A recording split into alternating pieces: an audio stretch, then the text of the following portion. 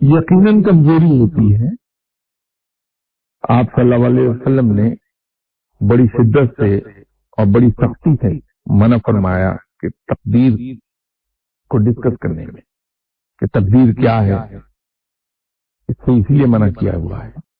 دوسرا پہلو یہ ہے کہ اگر آپ کسی کے سوال کا جواب نہیں دیتے، اس کے ذہن کو مطمئن نہیں کرتے، تو وہ پھر نہ صرف شکوک میں مبتلا ہوتا چلا جاتا ہے بلکہ وہ ایکسپوز ہوتا ہے اس خطرے کے کہ کوئی دوسرے لوگ اس کے ذہن میں دین اسلام کے بارے میں مختلف شکوک ڈال دیں اور مذہب سے دور لے جائیں.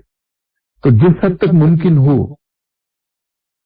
اس حد تک اس کا جواب دے دینا چاہیے، اگر دیا جا سکتا ہے تو.